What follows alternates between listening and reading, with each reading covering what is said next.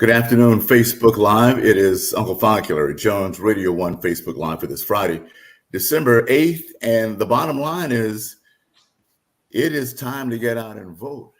And we're all about truth in politics this afternoon. And I have two distinguished gentlemen that are going to encourage us, give us a little history on the absolute importance of the race here in Harris County, Texas. My good friend, the president of the Houston chapter, Judson Robinson, CEO of the Houston Area Urban League. Welcome to Magic 102.1, 97.9 The Box, Radio 1 Facebook Live. It's always good to see you, sir. Likewise, sir. Likewise. Always good to be amongst Uncle Funky's family and the Radio 1 family, and just a really important topic here today. So thank you all for being civic-minded and allowing us to come and talk to you today. It's great. You've worked with our next guest a lot. He's a wealth of knowledge, and actually is pinch hitting this afternoon for someone who couldn't make it. And you know me, I believe God don't make no mistakes, so we got the right man in the right position. Amen. John Gillian, welcome to Facebook Live. I appreciate it, sir. I'm happy to be here. Gentlemen, we have a voting problem, and for the life of me, and Mr. John and I were speaking before we went live, what is the problem with the low turnout with voting here in the city of Houston and Harris County? What's going on? Well, I mean, to me, I think sometimes we deal with apathy and then lack of knowledge for just how important this is. And, you know, so many things are affected by the people that are in office. And if you don't vote, you're leaving it in the hands of someone else to make the decisions on the people that make the decisions on what happens to you in your city, in the county, and they do what they feel fit. And if we don't have a say in it, then you just have to live with it. Judson, can you tell the audience how amazingly important it is because of the economic factor that is across the board?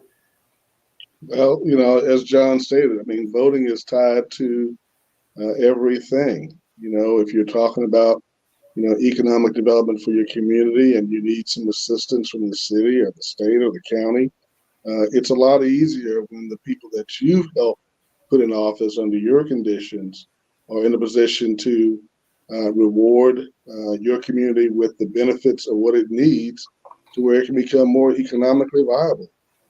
A safer community, a community where there's more opportunities for education. These things are tied to HISD, or they're tied to City of Houston, or they're tied to the state of Texas or the federal government. So, you know, making sure that your voice is being represented. This is that opportunity. This is when it matters most. And it is perplexing, you know, when you talk about, I think, 150,000 or so people have voted in a city of 2.5 million. You know, what gives? That's not even 10%. And they're going to be speaking for, you know, generations of laws to come that these folks will be passing on your behalf. And you served on city council, correct? I did. You know, we have term limits. I only served 6 years, but in the early 90s, you know, I was doing what I could do to make sure that I was being reflective of the voices that were talking to me about things that we needed. Matter of fact, as John may recall, that's when the Across the Track PAC was formed. This organization now is empowering the Urban League and many of our elected officials or want to be elected officials, making sure their voices are heard for what the business community in Houston, the Black business community in Houston needs. And of course, it's very difficult to get elected without someone supporting your campaign. So the stronger these business individuals are, the better position they are to empower those who are running for office. So it all works in a big circle. Yeah, but I got a chance to serve. I followed behind my mother and my father in Houston politics, and it was an honor. But you know, we have a lot of work to do. And John, while we're sitting right on top with you, why don't you tell us about Across the Track PAC? Well, the Across the Track PAC is a group of Black business owners that was formed back in '95, as Justin was saying, back in the '90s, to have a better political presence and advocate more for our community. And so we just felt that it was important that we have a voice and understand the political part of it. So because being business owners, you employ a lot of people in this community. And so their lives are severely affected by what goes on. So just wanted to have a presence with that. So we're about to say goodbye to one of the most charismatic mayors I think the city's had in our generation. Um, and a choice between Congresswoman Sheila Jackson Lee and State Senator John Whitmire. And for those old enough, the Whitmire name goes all the way back to his former sister-in-law, Kathy Whitmire, who served as mayor. I've seen the ads. It's just kind of been ho-hum to me. Is it because there's no super urgency? Mayor Turner has put some things in place. You know, folk will have their opinion, be good or bad, but there seems to be a sense of calm. Well, except for the rise in crime. But welcome to the big city.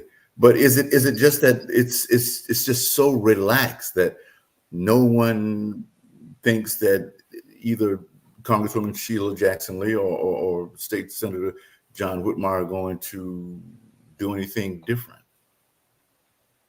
And so therefore, it doesn't matter who they vote for, or if they don't vote at all, it's all going to stay the same. Well, I'll take a stab at it. I mean, I think that, you know, all the polls that I've seen, all the surveys that are done, you know, they talk about the kind of the bread and butter issues that people are concerned about, and they're not sexy issues. We don't have anything that's really, you know, super compelling. I mean, it's crime, and that is important that we reduce it, but that's the number one thing that people are talking about, and we don't have any particular crime stat to point to where a high profile thing happened in Houston and it really kind of got people emotionally engaged. And without emotion in elections, it's just really, really tough. People are concerned, especially in the Black community. You know, one of our number one issues beyond crime is housing, affordable housing. You know, that's a big, big deal. We have so many folks of color that are on the streets with no place to live, and the affordability ratio is getting worse. So, you know, that's a major thing that we've got to figure out. But again, it's not, you know, I think homelessness has become so commonplace that we're, you know, it's kind of like the mass shootings in America these days. You know, you wake up and you find out there's another one. It's not nearly as shocking as it was 5 years ago, right? So, you know, we see people every day that we have, you know, we give to United Way or you know, Lord of the Streets or whatever, but, you know, you just really can't afford to help everyone. So you do what you can, and you just kind of keep it moving because it has become, unfortunately, normalized. Yeah, Good, John. I would just like to add to that. I mean, I think that we've become numb, and that's where the apathy comes from. But what I just want to stress, though, is that right now we have an opportunity because with the low turnout, if a big block of voters comes out in either way or supports anything, your vote counts much more in this runoff election because there's so few people voting that if you get out there on election day and cast your votes, you can make the difference on who gets these positions. So, Johnson, to be clear for those who may be checking in, who can vote, who can't vote? Where are the boundaries? It's the mayor and city council, or are there other entities on the ballot? Yeah, there's the mayor's race, of course. There's several runoffs you need to pay attention to. There's some of the surrounding cities that also have runoffs that'll be decided on Saturday. You know, I ran into a person last week, and I said, "How'd you do in the election?" I hadn't heard. She says, "My election's not until March." So a lot of the judges and whatnot, those are not. You're not going to find them on this election ballot. But you got to be of voting age, and if you voted in the previous elections, there's no reason you can't vote in this one. And as John stated, it is a matter of who shows up. This city is 40+% Hispanic, and it's 20+% African American, and if we get the turnout, chances are we can still vote for the candidate we think is going to best represent our interests. But you've got to take it upon yourself. Don't look at the poor numbers. When Mayor Turner won, he won by less than 1,000 votes in the runoff. It was a 50% to 49% runoff. There was 13 original candidates in the election, and when it boiled down to just the two, every vote counted. And John and Funky, I'm sure y'all remember, what was happening in the streets. They were knocking on every door. There were signs everywhere. There were cars going up and down with speakers on. I mean, we were pushing, and so we cannot, take this for granted. Even if it were, a more emotional race. It's not right now, but we can make it that, because while your opponent is taking this for granted, if you instead take somebody else to the poll with you and just don't do your part, but do a little bit more, we can make sure that the people that represent our interests are reflected at City Hall and other places. That thing of assumption, that thing of apathy, that thing of, oh, we got this, Sheila gonna do this, man. I remember John Whitmire when he was da-da-da. It's interesting how that attitude or that mindset is just present. It's like we care, but we don't care enough to go do it. And it's all of a 15-minute process, if that. No. It's not crowded at the polls, so you can go vote in 5 minutes. It won't take a whole 15 minutes. You can vote in 5 minutes, I promise. But you got to do it on Saturday now. Yeah. That's the problem. Yeah. Now, is this shift on the date? Was this a part of the big suppression movement we all heard about, or is this a change, or is this a normalcy in the race? Well, for Black people and most people of color who are hourly or shift workers and work Monday through Friday, sun up to sundown, this is probably a plus for us. What we lost were some of the early voting days and some of the other opportunities to make it easier to vote, like 24-hour voting and drive-through voting, which was really helpful to the people I just described. Taking seniors to the polls, stay in your car. They don't want to walk. They don't want to stand in the sun. They don't want to, all those things matter to an older demographic, which of course we are that as well. So, people are very strategic in how they figure out ways to suppress the vote, Uncle Funky. And we've got to be just as strategic as John was just saying. Then if everybody's taking it for granted that people aren't going to turn out, my God, turn out. So that's a simple strategy we could all follow.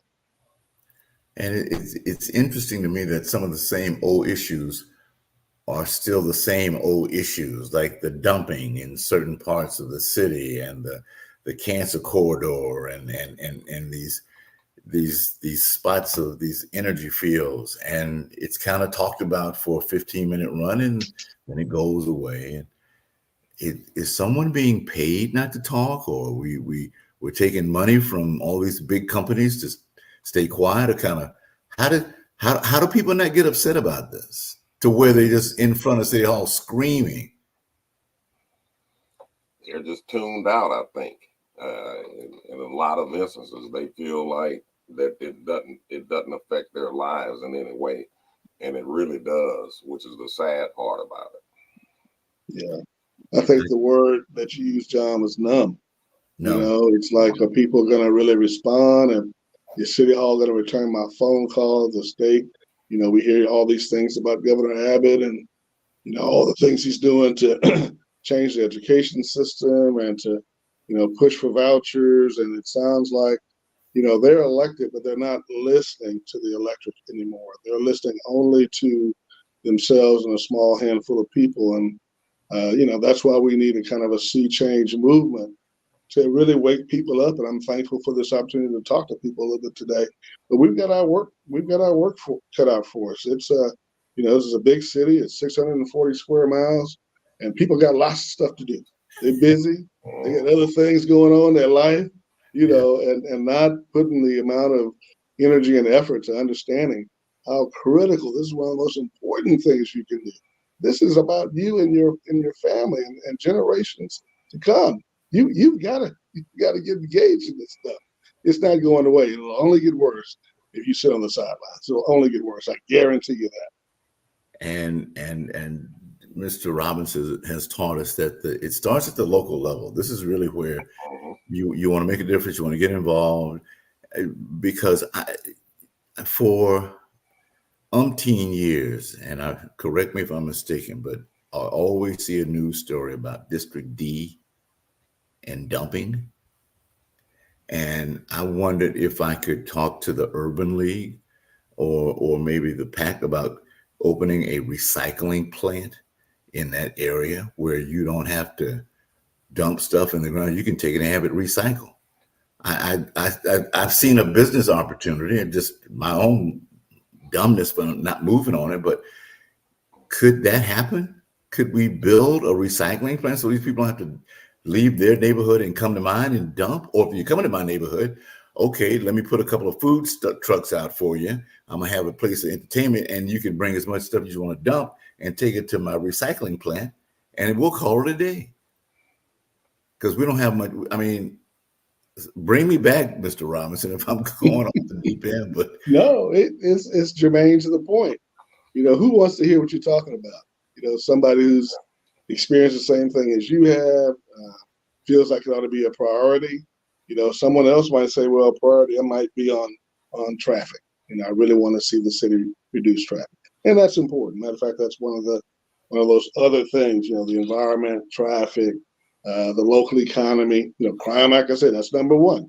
But, where is dumping on the list? Why isn't that a higher priority? Well, it's not a higher priority because the people that are elected aren't, in tune with what you're talking about. So when we research our candidates and determine, that's why we have all these forums and these opportunities to meet and hear from our candidates. You've got to get involved in who's going to represent, and you can ask them publicly. Where are your priorities as it relates to dumping? And if they don't have the right answer, then you move on to the next one, right? But that again is, the Urban League now is we have a department now called the Center for Social Justice and Education. Matter of fact, I'm really kind of speaking on their behalf today. But that's the department that's now focusing in on what does social justice really look like? How do we educate people about, getting involved in voting? Let me educate you about what happens at City Hall. Let me educate you about what happens at the state level. What do county commissioners do? How can I serve on a board or a commission? We've got to become engaged at all levels. There's all kinds of committees. I serve on a TERS board in the Uptown District. That's the Galleria. We get money to ensure that the Galleria is a beautiful place. We can build roads. We can create parks. We can do infrastructure improvements. And guess what? It keeps the tax dollars flowing into that area. So there are ways that we can be involved without being elected officials. And that's a volunteer thing that I have to do on a monthly basis. But you too can be involved in all types of, campaigns are always looking for volunteers. And once they realize that you're actually a sincere volunteer, guess what? You might be elected to the Parks Board or to the municipal mud district or something of that. You just never know. But you've got to get engaged and get involved. And that's, what John and I have been doing for a long time this time. Yeah. Sounds like you need to care. Yeah. Need to care.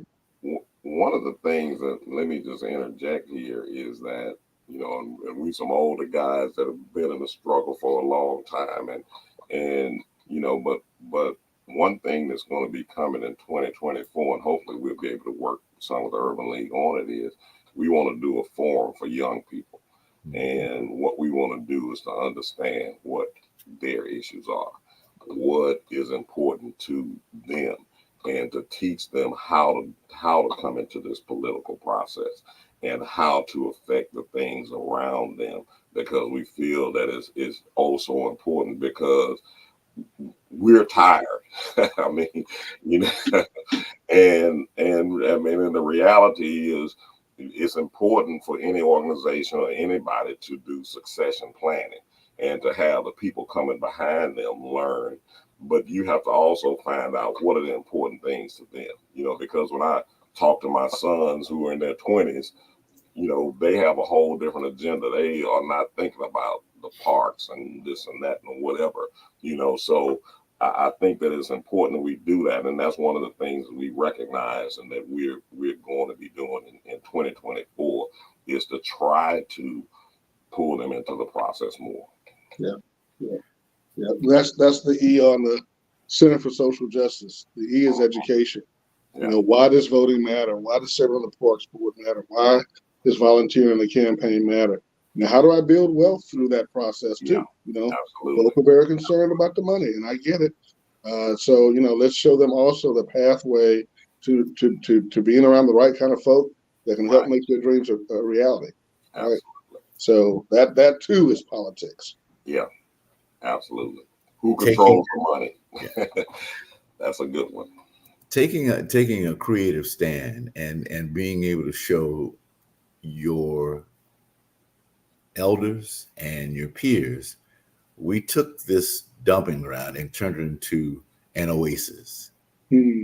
Someone's got to know that this is, well, I'm sure there's going to be a young person who didn't think that there's a way to make money.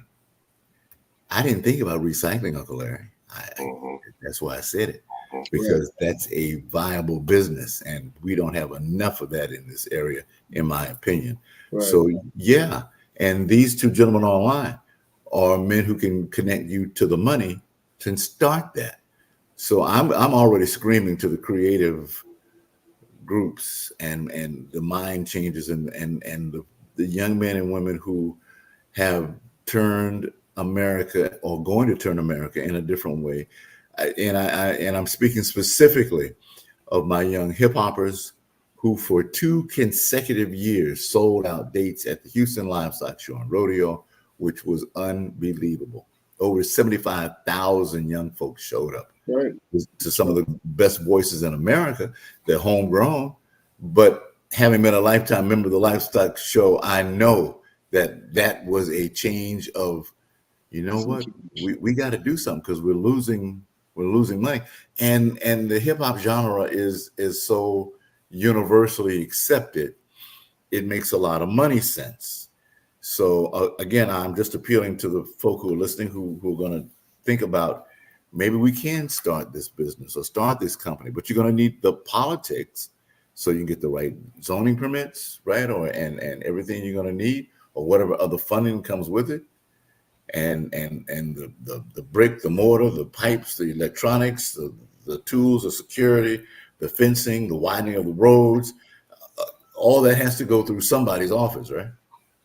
Yeah.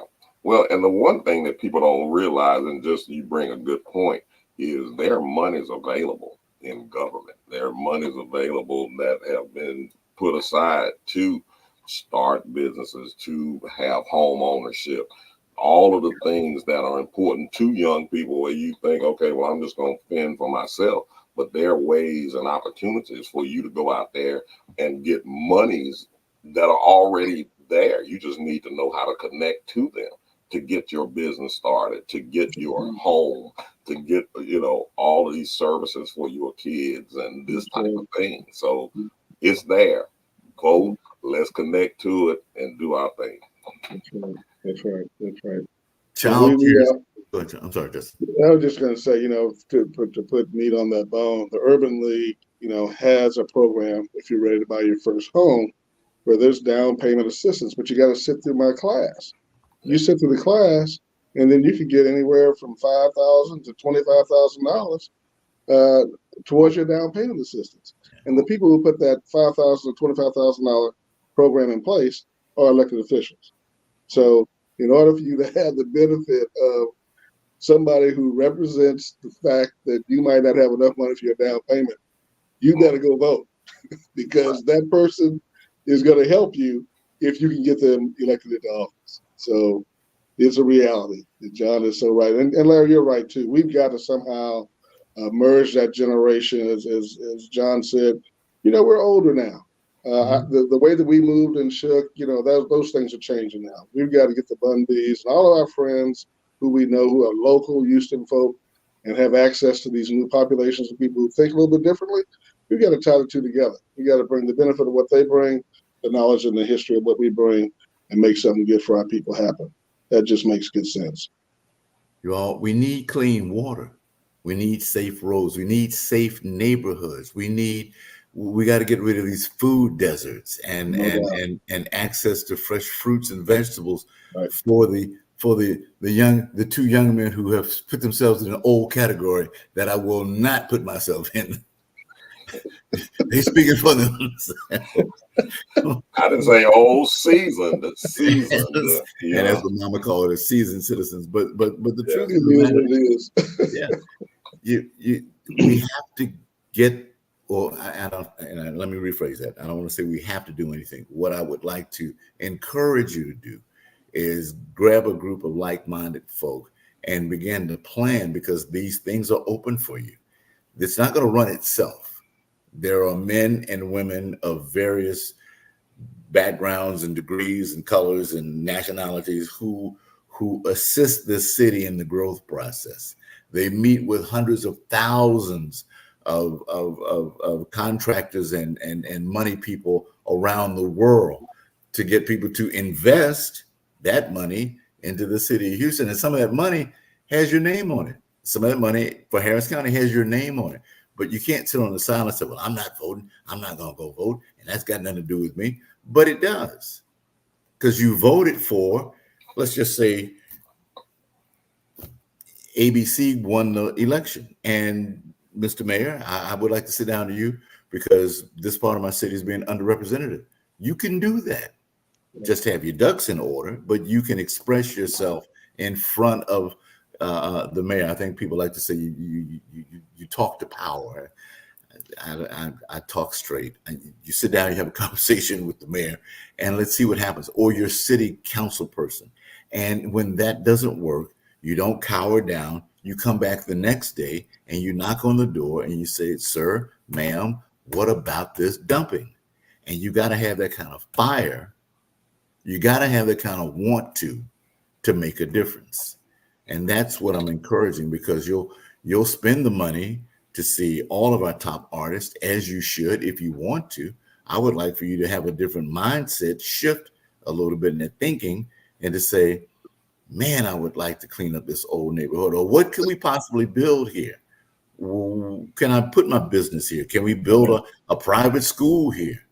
And when you're empowered, Larry, you can say to the Houston Livestock Show and Rodeo, we'd like $1.50 of every ticket sold and every vendor to pay a little fee to be on the property, and all that money goes to eradicating dumping in 5th Ward, Sunnyside, 3rd Ward, wherever the case may be.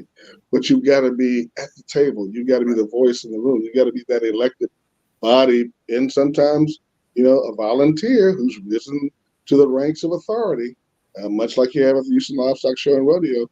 There's very few Black people who are involved in the Houston Livestock Show and Rodeo. And that's one of the largest economic development programs in the year of every year. Mm-hmm. Is the Houston Livestock Show and Rodeo.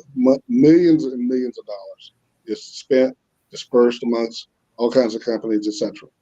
So there's, if you have a voice, you have leverage. But you got to be involved. If you have a voice, you have leverage.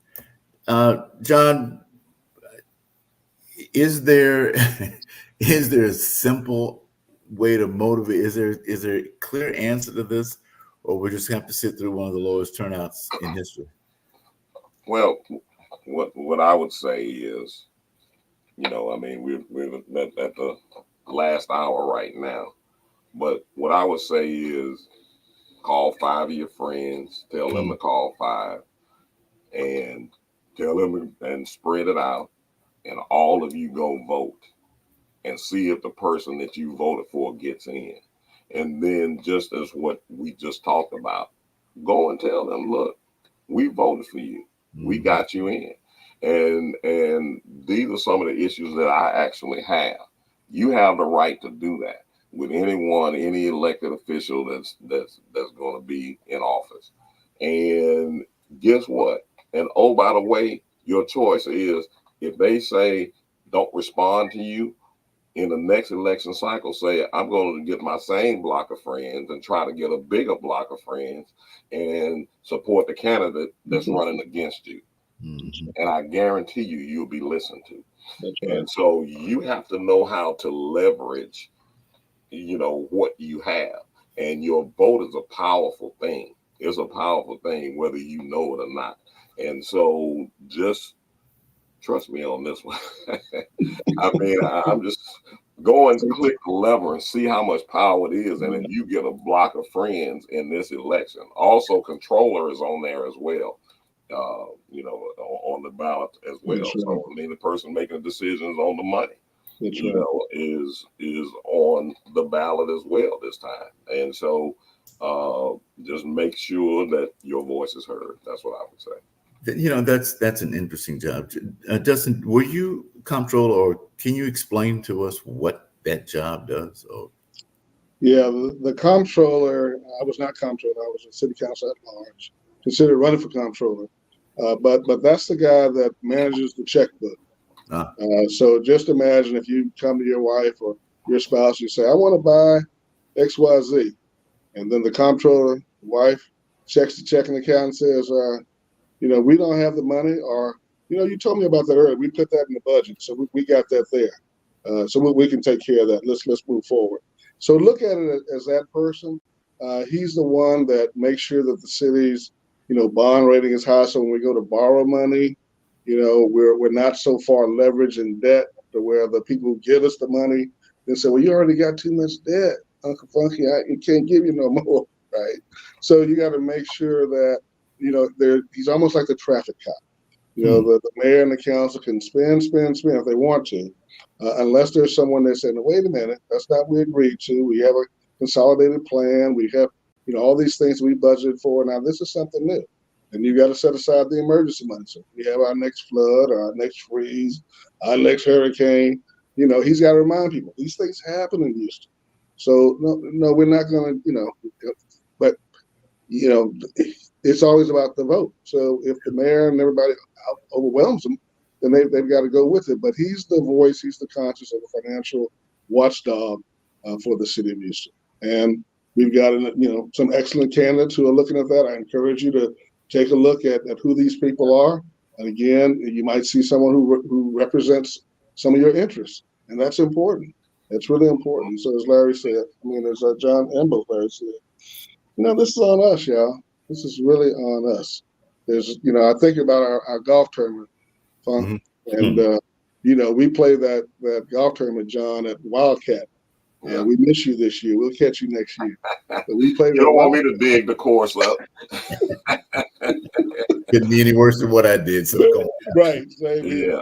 But the history of the Wildcat is it was a toxic waste dump, and some creative people got together and figured out how to make it a beautiful golf course.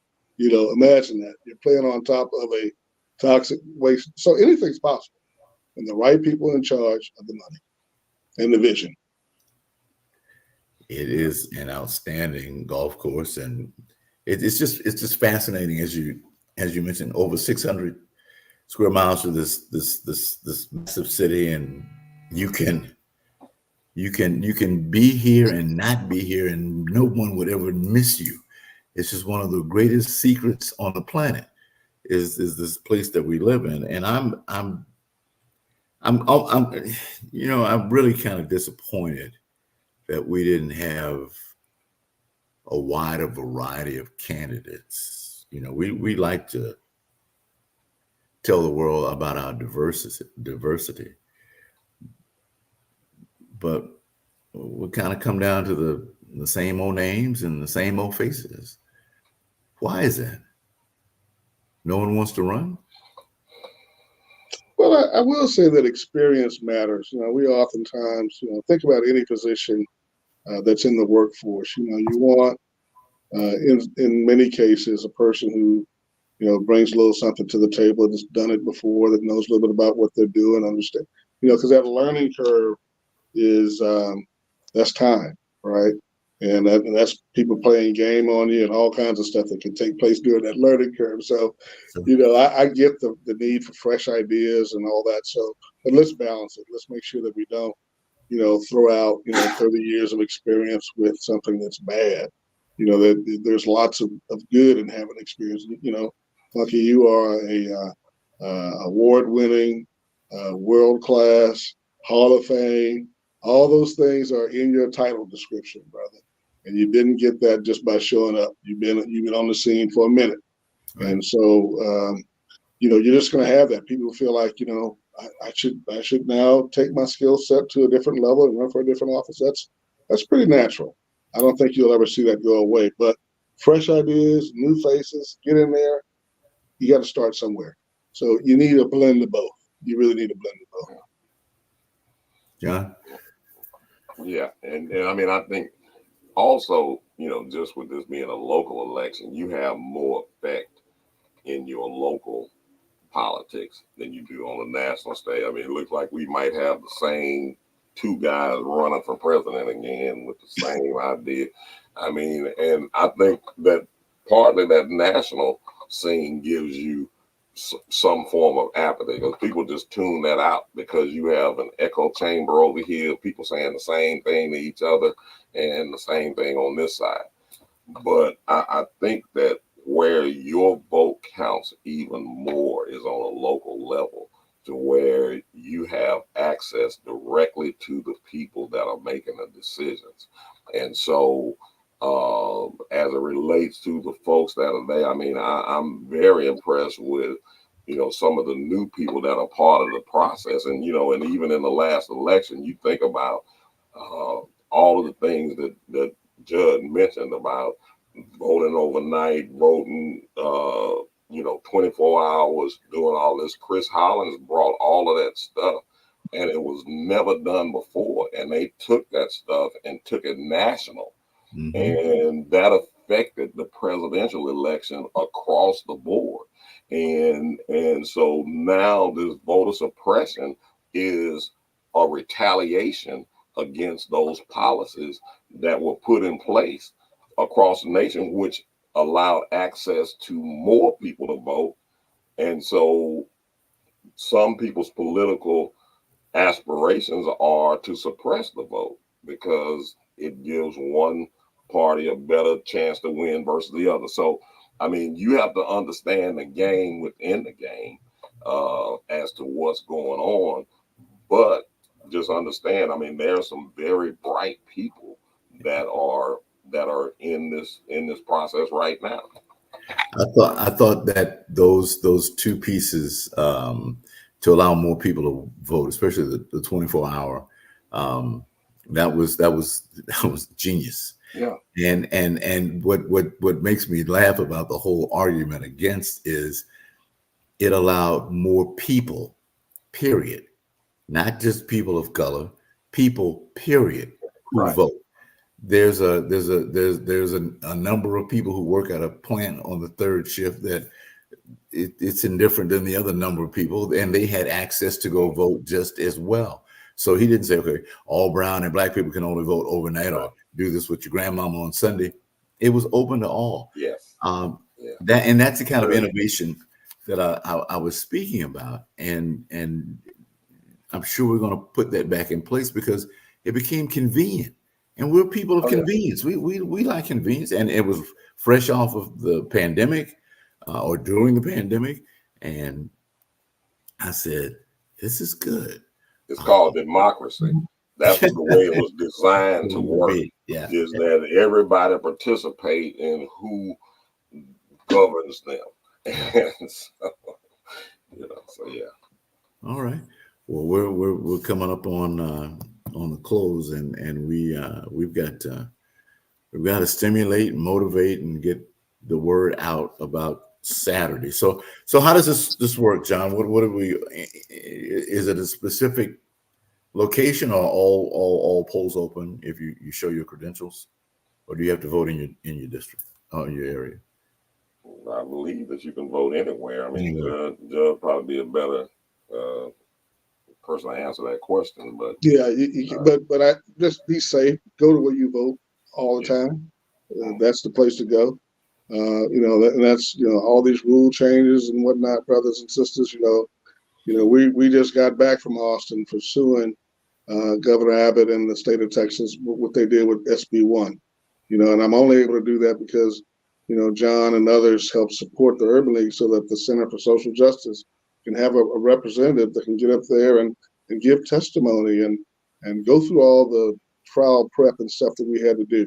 Whether or not we win the case, we don't know, but we should be in a position whereby, a group of people in Austin made a decision that was bad for the people that we're describing that needed the 24-hour voting and all that. But if we don't have the votes in Austin because we didn't put them there, then here's where we find ourselves. I'm investing time and energy and stuff that we shouldn't be doing. It's the opposite of democracy that y'all just talked about. But if we don't vote at all levels, every election matters. Every election matters. Please go vote Saturday. Please. Please, please, please. Polls open up at 7 a.m. They close at 7 p.m. I am hopeful that the more than 8 people that came out this last swing will come out. A city this size, it's embarrassing, really. Yeah. It's embarrassing because we talk up Houston so much, and then the driving force that energy right at Smith and Walker, that hub, and 10 people voted. I'm like, well, yeah, here we are. Well, use your Google where it is that you should vote. Go ask your neighbor. Go outside and go next door and tell your neighbor to come with you and go vote. It's going to take 15 minutes. Y'all round up 4 people and go. So, I mean, this thing can be, we can still have a good turnout if you act now. Everybody knows how to Google, put your zip code in there and your address or whatever and say, where do I vote? And go and do it. I think the weather's going to be all right, so that shouldn't be a problem. And even if it is a little wet, so what? Yeah, we vote inside. You vote inside. Yeah, all right. Don't vote outside in the rain. Get out early. So John, before we leave, so would you let all of our fans on Facebook know exactly what you do and who you represent and how they can find you? Well, in this capacity, I'm representing the Across the Track PAC, and again, it's local business owners that employ hundreds of people in the community, and we are active in the political process of ensuring that our voices are heard from a business standpoint.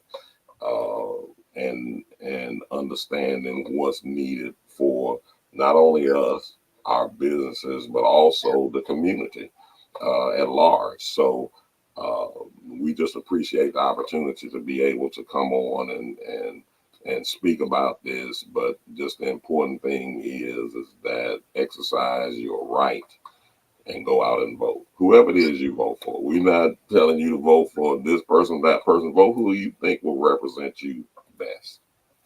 Mr. Robinson, I know you have to run, but I'll give you the last word, please. Well, every day, all of us get the chance to be a blessing to others.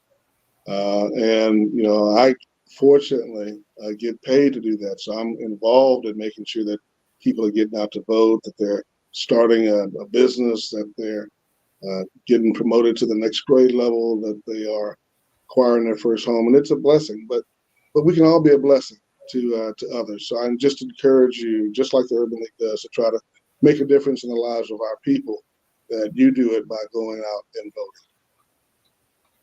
Gentlemen, thank you for your time. For our Facebook listeners on Radio 1's Magic 102.1 and 97.9 The Box, this is Uncle Funk, Larry Jones.